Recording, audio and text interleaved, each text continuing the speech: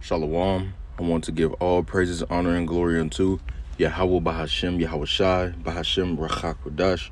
Forgive me the spirit and power to make this lesson. Double honors unto the apostles and the elders of Great Millstone that teach this truth and rule well by the spirits and powers that be. Wabrakatham unto the hopeful elect. This is the brother Gabar, and I'm back with another lesson.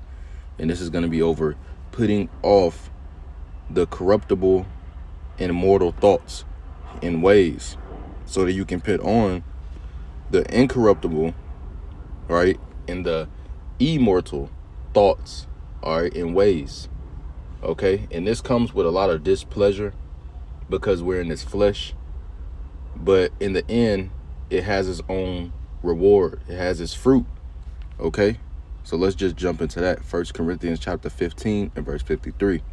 It says, "For this corruptible must put on incorruption, and this mortal must put on immortality."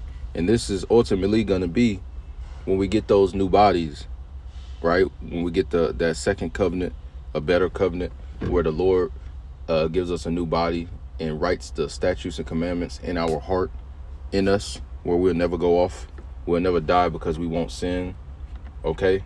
But before that happens, the people that's going to be changed, they're already going to have put off the mortal thoughts, the mortal ways, and they're going to be putting on more and more of the immortal. So this is probably going to be titled somewhere amongst put on more of the immortal, you know. So let's keep going. 54 says, "So when this corruptible shall have put on incorruption, and this mortal shall have put on immortality, then shall be brought to pass the saying that is written, Death is swallowed up in victory. O death, where is thy sting? O grave, where is thy victory?" Exactly. All right. Death is going to be swallowed up because you're not going to die if you don't sin. The wages of sin is death, as the scriptures say. Right. So we're going to have to put on more of this immortal. All right. We're going to have to put on more of Yahweh Ba'ashem Shai, as the scriptures say that the just shine more and more until the perfect day. Ultimately, that perfect day is when Yahweh Shai comes and he literally changes us. But until that day, we need to be putting on more and more of Yahweh Ba'ashem Shai, getting more wisdom. And that looks like you fearing, all right, Yahweh Ba'ashem Shai more. That's what it looks like, okay? Because when you put on more of the Lord, you're putting on more of immortality. Let's grab that.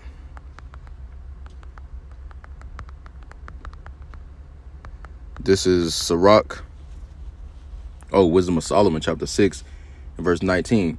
It says, "And incorruption maketh us near unto Yahweh." And we got a lot of scriptures on what happens, you know, when you get closer to Yahweh Ba'ashem Shai. All right. And the very next scripture says, "Therefore the desire of wisdom bringeth to a kingdom." Okay. And you read down, it speaks about honoring wisdom, right? So that you can reign, you know. But we're trying to get closer to Yahweh Ba'ashem Shai when this time comes of trouble and distress, so that we can be delivered, and that we can be delivered from the things we got to suffer and go through now, you know, because brothers, you know, go through a lot of different situations, right? But we have to put on more of this incorruption. We have to put on more of this immortal ways, which is wisdom, so that we can get closer to Yahweh Ba'ashem Shai, have a better relationship. Wisdom will not dwell within a malicious soul, as the scriptures say. You see? So if you're just going off, because, you know, we go off from time to time being in this flesh, not willingly, right? Because the truth is right and perfect, and the law is right and perfect, but we're not going to be justified by that. We're not going to be saved by that. But by our faith, Salakia. You see?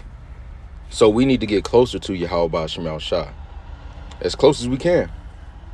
Let's grab 2nd Ezra chapter 2, verse 45. Matter of fact, let's go verse 44. 2nd Ezra chapter 2 and verse 44, when Ezra was speaking to the angel Uriel, all right, it says, "So I asked the angel and said, Sir, what are these?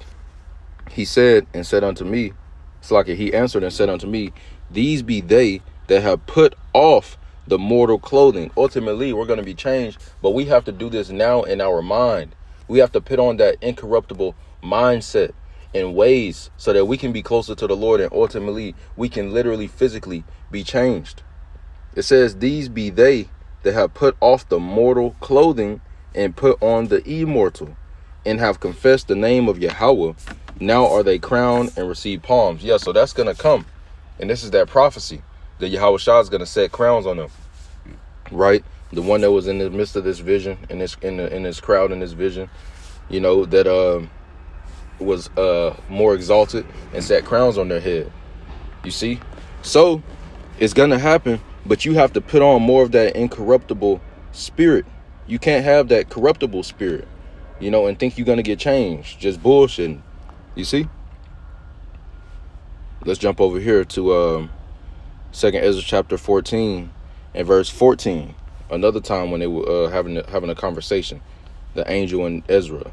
It says, 2nd Ezra 14 and 14, let go from thee mortal thoughts, cast away the burdens of man, put off now the weak nature. Yeah, so ultimately, you know, you can read this chapter and it'll tell you ultimately what this is speaking about, how it's going to be more evils to come. All right, but we can use this, right? We can use this now because it is greater evils that are about to come in our own lives. So we have to let go of these mortal thoughts, because the situations that we're going to be in, you don't want to act carnally in those situations. You want to be as spiritual as possible. You see? Because it's going to be mayhem on all sides of the board, on all sides of the equation. And the only way out is going to be Yahweh B'Shem Shai. So we need to cast off, you know, these mortal thoughts, the weak nature, you see, these burdens, and focus on Yahweh B'Shem Shai and being more incorruptible, all right, which is taking on more of his spirit by fearing him more, you know. And we fall at times, but you got to get back up. That's a part of the fight as well, getting back up. When you fall, you might be doing perfect and good, you know, you on fire. And then, boom, you know, so whatever happens, you know. So we have to put those vices out the way, you know. We got to, if you're in a situation, you know, you're going to have to just pray on that, you know, and put off that weak nature and deal with it, if that's the way out. Because sometimes, as the scriptures say, he always provides a way of escape, right, so that you can handle. Sometimes it's actually just going through with whatever it is, right? Verse 15.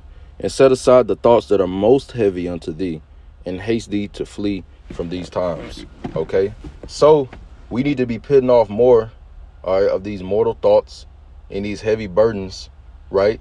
And putting on more of what? We need to be putting on more of Yahweh B'Shem Shai, because it's only going to get worse.